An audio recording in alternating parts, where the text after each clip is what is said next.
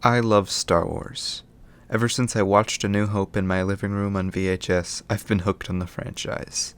I have at least some love for all of the movies, and I'll watch just about any Star Wars media you shove in my face. So, because of this, and the fact that the prequels all came out in May, and I can make whatever I want, I'm going to talk about my favorite Star Wars character.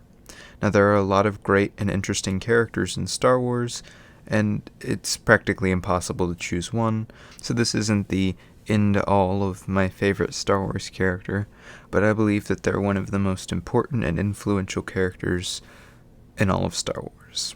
So, without further ado,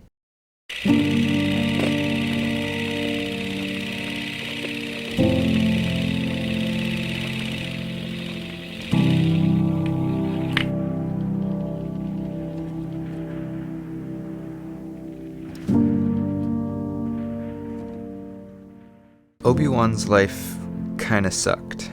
Putting the pieces of his life together from the prequels to the Clone Wars to the original trilogy, things never really go right for old Ben. He's thrown into this life, the life of a Jedi, from before he was even a year old.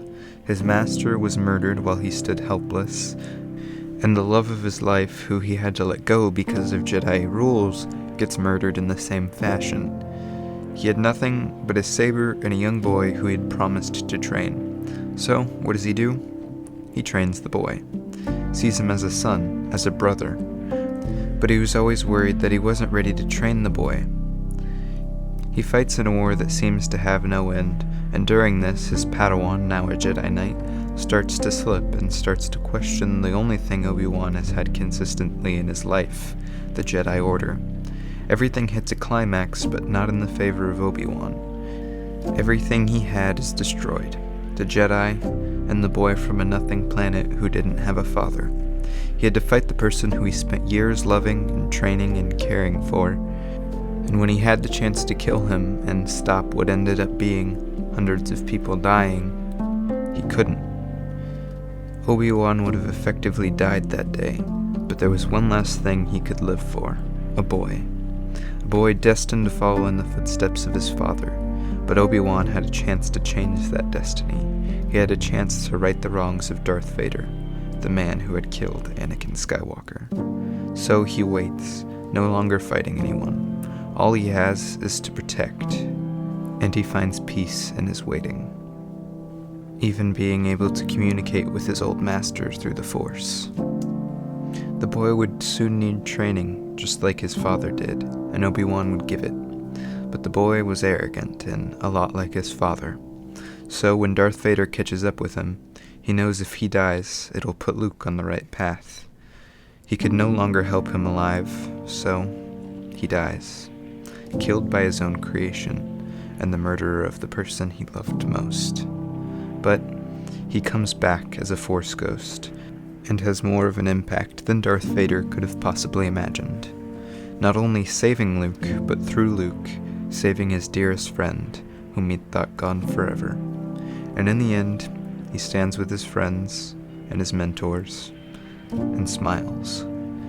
Because all the troubles he had, all of the mistakes he made, had come out all right in the end. By his hand, he helped thousands.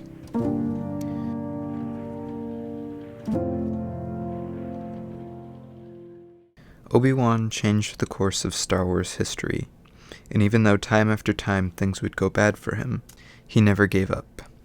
Outside of the sequel trilogy, I would say he is the most important side character in Star Wars, and just a huge inspiration to me and many others. Prequel Star Wars was the story of two friends caught up in a war, and the original trilogy was the world dealing with their mistakes. So I think it's a perfect ending to a perfect character, as he and Anakin watch the sunset on a grateful universe. He embodies what Star Wars is to me, and in the end, that's why he's my favorite Star Wars character.